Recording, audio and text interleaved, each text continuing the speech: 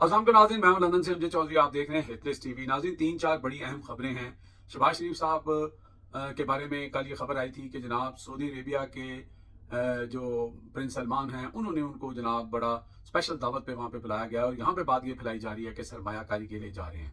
उसका अहवाल हम आपको बता चुके हैं कि जनाब सऊदी अरेबिया और कुवैत ने उल्टा पाकिस्तान के ऊपर जो है वो एक समझ लें कि उनके ऊपर केस कर दिया है। उनको एक ऐसा जनाब भेजा है लेटर कि जनाब आपने $2 अरब जो है हमारा नुकसान कराया है और ये हमारा नुकसान पूरा करें जो के इलेक्ट्रिक के हवाले से है, वरना हम आपको आलमी अदालत में लेके जाएंगे। और फिर ऐसी क्या सूरत है कि जनाब शहबाज शरीफ साहब को सरमायाकारी के लिए बुलाया जा रहा है। इसको डी कोड करेंगे कि असल में ये बात है क्या और इसके पीछे किस तरह फ़लस्तीन का मामला और ये सारी जो खिचड़ी बन रही है वो क्या है, इसके ऊपर बात करेंगे। दूसरा जनाब, आपको पता है कि हमारी मुख्यमंत्री साहिबा पंजाब की मरियम नवाज शरीफ साहिबा, जिनके बारे में इमरान खान एक जुमला कहा करते हैं कि एक तो ये लोग पढ़े लिखे नहीं, दूसरा सीखने की कोशिश नहीं करते।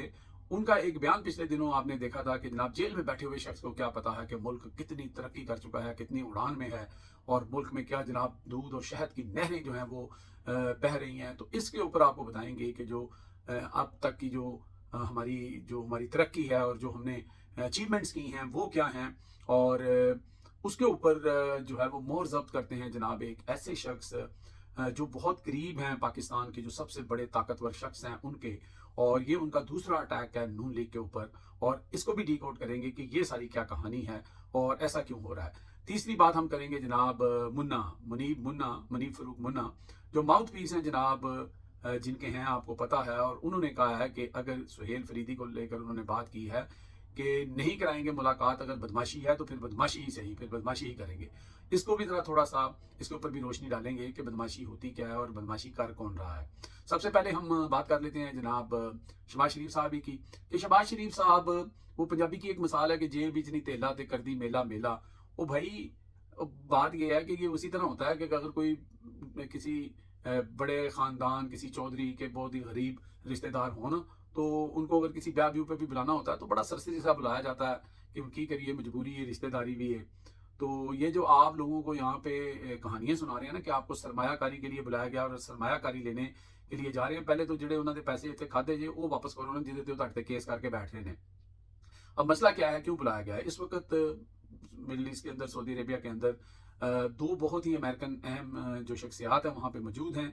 और जो गाज़ा के अंदर अफवाज भेजनी थी जिसमें टर्की को इसराइल ने जो है वो उसका इनकार कर दिया है। अब जनाब वहाँ पर पाकिस्तान को बुलाया जा रहा है। जो हमें लग रहा है कि इसके पीछे की कहानी मुबैना तौर पर यही है कि वहाँ पे ये बात और ये डील होनी है कि पाकिस्तान की फ़ौज जो है वो गाज़ा में जाएगी, उसके साथ इंडोनेशिया की जाती है या बांग्लादेश की जाती है या और एक आधे मुल्क की, जो उन्होंने कहा। क्योंकि जो अरब कंट्रीज़ हैं वो माल तो लगाएंगी लेकिन वो अपनी अफवाज नहीं भेजेंगी, पैसा वो लगाएंगी। और बताया ये जा रहा है कि तखमीना लगाया जा रहा है कि जो वेस्ट बैंक है या गाज़ा जो है उसको दोबारा उसकी तमीर नौ के लिए $50 अरब चाहिए। $50 अरब, यानी कि पाकिस्तान का कुल कर्जा जो है वो $35 अरब है।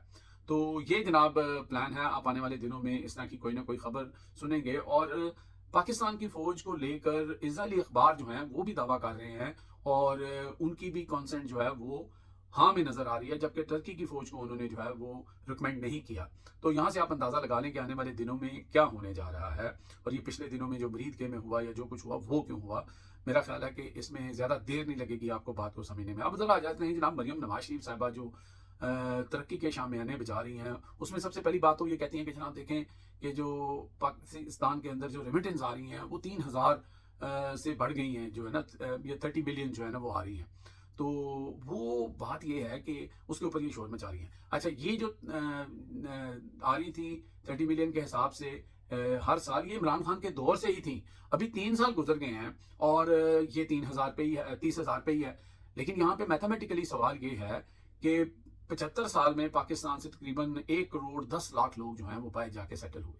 पिछले 3 साल में जो रिकॉर्ड बता रहा है इस वक्त गवर्नमेंट का, 30 लाख से ज्यादा लोग जो हैं वो बाहर जा चुके हैं। ये तकरीबन 25% बनता है। और अगर आप उस तनासब से जो बाहर से लोग पैसे भेज रहे हैं, जो रेमिटेंस आ रही हैं, उस हिसाब से तो हमारा जो है वो तकरीबन तकरीबन जो है वो 40 اور 50 کے بیچ میں ہونا چاہیے تھا, 30 ملین تو ہونا ہی نہیں چاہیے, یہ تو بہت کم ہے.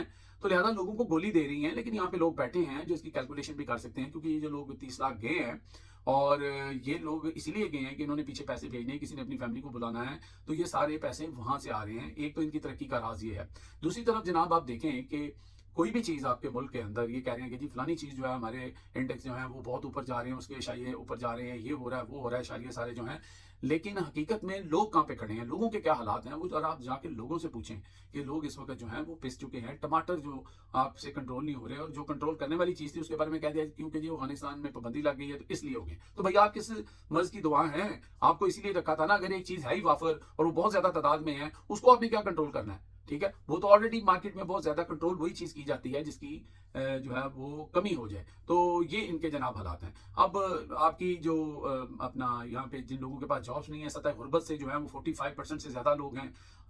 کوئی بھی چیز جو ہے عوامی لحاظ سے دیکھا جائے تو ان کو کوئی ریلیف نہیں ہے. عوام کی حالت پتلی سے پتلی ہوتی جا رہی ہے, اور یہ یہاں پہ شام آنے بجا رہے ہیں کہ جناب اس وقت ملک جو ہے وہ ٹیک آف کر گیا ہے اور بڑی زبردست ترقی ہو رہی ہے.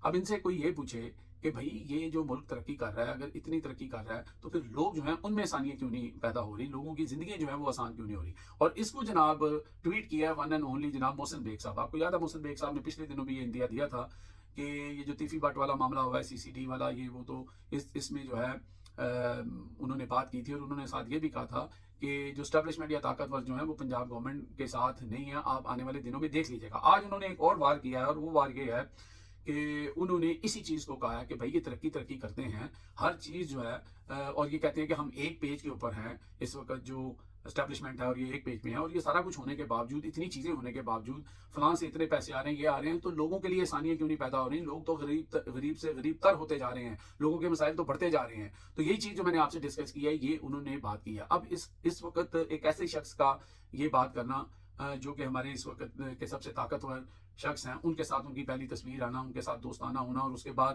وہ کہتے ہیں نا ہلکی آنچ کے اوپر یا ہلکے تبلے کی تھاپ کے اوپر ہلکی ڈوز دینا, اس کا مطلب آپ سمجھ جائیں کہ جو ہی یہ معاملات حل ہوتے ہیں ایکسٹینشن والے, اور جو ہی ایک 27ویں ترمیم جو ہے اس کی بھی آمد ہے, اس کے اوپر بھی بلاول بھٹو اور جو مولانا صاحب ہیں ان کی ملاقات ہوئی ہے, تو یہ سارے چوزے ایک دفعہ پھر ایک جگہ پہ اکٹھے ہو رہے ہیں, اور وہ ہو ہی جانی ہے. اور وہ تلوار جو چلنی ہے, کیونکہ اب اور عوام کے اوپر کیا چلنی ہے یا پی ٹی آئی کے اوپر کیا چلنی ہے, وہ چلے گی جناب 18ویں ترمیم کے اوپر, وہ دیگر چیزوں پہ چلے گی. اور یہ سب چیزیں جب ہو جائیں گی, ججز پہ چلے گی, یہ سب چیزیں جب ان کے کنٹرول میں آ جائیں گی, ایک مکمل کنٹرول آ جائے گا, تو پھر آپ دیکھیں گے کہ یہی نون لیگ والے آپ کو بیان کرتے نظر آئیں گے. اور اس وقت تک وہ کہتے ہیں کہ اب پچھتاوے کیا ہوئے جب چڑیاں چگ گئیں کھیت. تو یہ ساری صورتحال ہے. اب آ جاتے ہیں جناب منیب فروخ صاحب کی طرف. منیب فروخ صاحب جو ہیں وہ ایک ٹاؤٹ صحافی ہیں, ایک ماؤتھ پیس ہیں, اور انہوں نے کہا جناب اگر اس طرح ہے تو پھر اس طرح سے ہی بدماشی ہے تو بدماشی سے ہی. انہوں نے سہیل افریدی کو لے کے یہ بات کی ہے.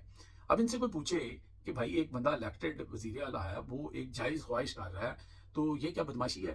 وہ عمران خان جو الیکشن کروانا چاہتا تھا, جس نے اسمبلیاں توڑ دی اور الیکشن کرانا چاہتا تھا, آپ نے وہ سارا ریورس کر لیا, رجیم چینج کر لیا. بدماشی وہ تھی یا یہ تھی. اور وہ جو تقریباً 1.5-2 سال حکومت جو ہے وہ بغیر الیکشن کے چلائی گئی, اور اس میں لوٹ کھسوٹ ہوئی, گندم کا سکینڈل آیا, ساری چیزیں ہیں, بدماشی وہ تھی یا یہ تھی. پھر جو پی ٹی آئی کے ساتھ 26 نومبر کو ہوا, تو بدماشی وہ تھی یا پھر بدماشی عمران خان کر رہا ہے. اور پھر اب جو مرید کے میں ہو رہا ہے, یہ بدماشی ہے یا بدماشی پاکستان کے جو لوگ ہیں وہ کر رہے ہیں. تو یہ جو بدماشی آپ بتا رہے ہیں وہ ایک ان کا رائٹ ہے, ایک حق ہے, تو لوگ اس کے اوپر سوال اٹھاتے ہیں اور اٹھاتے رہیں گے.